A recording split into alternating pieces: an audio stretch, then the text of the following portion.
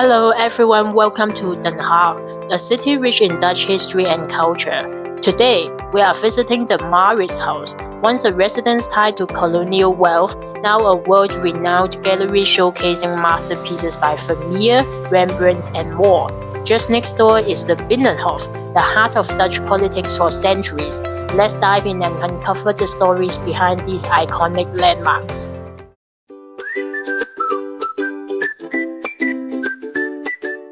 I'm about to say goodbye to Eindhoven. I still have a bit of time before my train arrives, so let me quickly show you around this Albert Heijn inside the station. Albert Heijn is one of the most common supermarket brands in the Netherlands, and this is their smaller grab-and-go version, perfect for travelers to pick up something for the journey. You can find all kinds of snacks here, from crepes and pastries to wraps and sandwiches. There's also a great selection of drinks, yogurts, and even some plant-based options. It is definitely vegan-friendly. The vegan shake looks interesting, and I will try it another time as I'm full. Alright, it's almost time to board.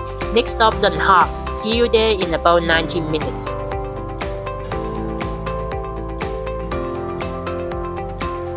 Right now, I'm in Den Haag, and getting around here is super easy. You can hop on a tram like this and explore the city with no hassle. The Mauritshuis is right in the city center, so it's very convenient to visit. If you are planning your visit, there's a combined ticket available for both the Mauritshuis and the Prince William V Gallery. It costs €24 or is free if you have a museum card. The museum is open daily, but do note that the gallery is closed on Mondays. Before we head inside, let's take a quick look at the history of the Mauritshuis. This building was originally the residence of Johan Maurits, who served as Governor-General of a Dutch colony in Brazil in the 17th century under the Dutch West India Company. He used wealth that came largely from the transatlantic slave trade and the exploitation of enslaved people on sugar plantations to build this residence. Because of this, the Mauritshuis was sometimes nicknamed the Sugar Palace, a reminder of how closely its origins are tied to colonial wealth. One painting inside the museum, View of Etamaraka Island by Frans Pols, reflects this period of his life. Pols actually traveled to Brazil with Johan Maurits. While the painting shows a beautiful landscape, it also subtly reveals the stark inequality of the time, with enslaved black figures contrasted against European settlers.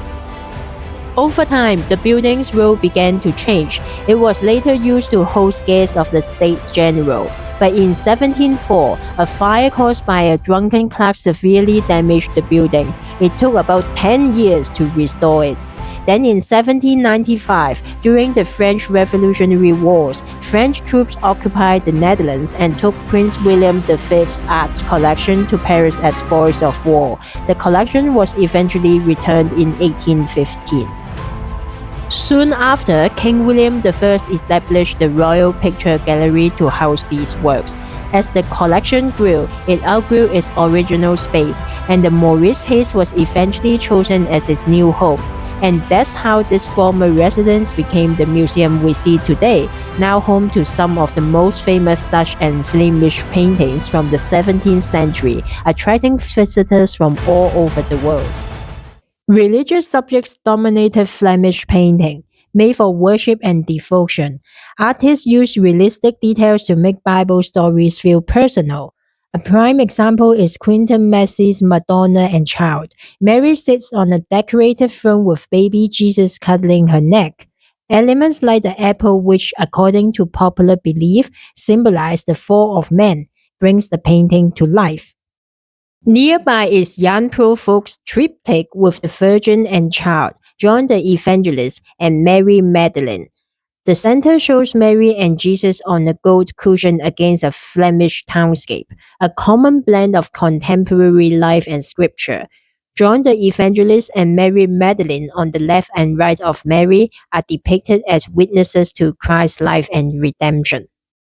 Another example is Rembrandt's Saul and David. It captures the Bible story of David soothing Saul's torment with harp music before Saul's envious rage. Painted as two sellable pieces, they were later reunited. Rembrandt contrasts calm with looming tension through color. This is a scene of envy. When it comes to sin, there are fascinating artworks about what Catholics believe to be seven deadly sins.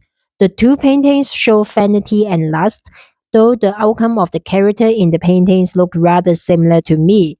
Maybe he tried to portray the concept that all sins lead to similar downfall and end badly. Due to the sinful nature of humans, resulting in Israel's disobedience, Christ lamented over Jerusalem when he was on earth. Christ's crucifixion is a pivotal part of the salvation plan. Rahir van der Weyden's Lamentation of Christ shows Mary mourning Jesus' death, with some apostles, the three Marys, and the commissioning bishop. Set in a 15th century Flemish castle with medieval dress, it intends to arouse sympathy of the faithful. Besides religious scenes, Renaissance artists often painted portraits of the rich, powerful, and influential, like the elite falconers and geniuses in the Mauritshuis collection. Take Portrait of Robert Cheeseman by Hans Holbein II. Cheeseman served as chief falconer of England's King Henry VIII, a prestigious role since falcons were reserved for nobility during hunts.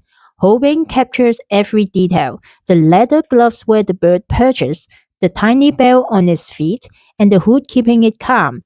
This wasn't just art, it was a status symbol from the English royal collection. It arrived in the Netherlands when Prince William III of Orange became King of England, eventually joining the museum. Falcon motifs appear elsewhere too, linking these portraits to power and prestige. Then there's the striking portrait of Rembrandt, once thought to be a rare self-portrait by the master himself at age 23. But 1998 research revealed it's a high-quality copy by one of his students. The original one is now in Germany. This one was painted on the canvas in one go, unlike Rembrandt's meticulous layering. Shifting from portraits to tronies, which are based on imaginary character rather than real person. One of the most famous one here is Johannes Vermeer's Girl with a Pearl Earring. She's in exotic oriental garb, a massive pearl dangling impossibly from her ear. Vermeer works like magic, softening her face, blistering her moist lips, and making that pearl pop. One of just 36 paintings he ever finished, thanks to his obsessive, slow perfectionism. These works showcase the Mauritshuis gems, symbols of honor, skill, and legacy. There are lots to see in Mauritshuis, and half a day definitely is not enough for a visit. In the next episode, we are going to explore some more of Rembrandt's work and the link between World War II and Mauritshuis. Stay tuned.